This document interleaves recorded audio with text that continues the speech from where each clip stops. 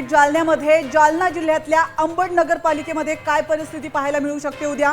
अंबडमध्ये कोण नगराध्यक्ष होणार? सत्ता देवयानी कुलकर्णी भाजपच्या संभाव्य नगराध्यक्ष अंबडमध्ये होऊ शकतात। या ठिकाणी आपण बघतोय की एक महत्त्वाची ही आकडे जे ते समोर आलेत। 12 ते 13 संभाव्य जागा भाजपला मिळतील आणि भाजप आणि रासप यांची संभाव्य सत्ता अंबडमध्ये येईल। प्राची स्नेहिल, या अंदाजाचा आमचे प्रतिनिधी अक्षय शिंदे यांनी नेमकं काय म्हटलेलं आहे, काय त्यांनी तिथला आढावा घेतला आपण ऐकूया।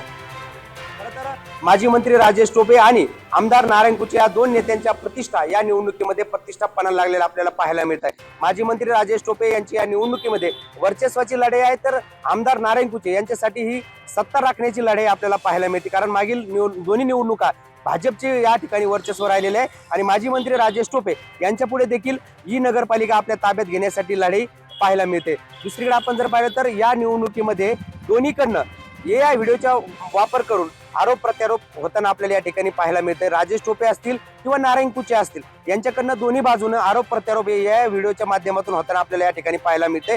दोन्ही बाजूनं या निवडणुकीमध्ये जोरदार प्रचार पाहायला मिळाला। दोन्ही बाजूनं ग्राउंड पातळीवरती लोकांच्या घरोघरी जाऊन दोन्ही नेत्यांनी प्रचार या ठिकाणी केलेला पाहायला मिळाला। मात्र या निवडणुकीमध्ये कुठतरी अंबड नगरपालिकेच्या निवडणुकीमध्ये भाजप बाजी मारताना पाहायला मिळत आहे। भाजपच्या नगराध्यक्षा देवयानी कुलकर्णी या नगराध्यक्ष म्हणून विजयी होतील अशी चर्चा अंबड शहरामध्ये रंगताना पाहायला मिळते। असा सूर अंबडच्या नागरिकांमध्ये पाहायला मिळतोय। अक्षय शिंदे, साम टीव्ही न्यूज, अंबड, जालना।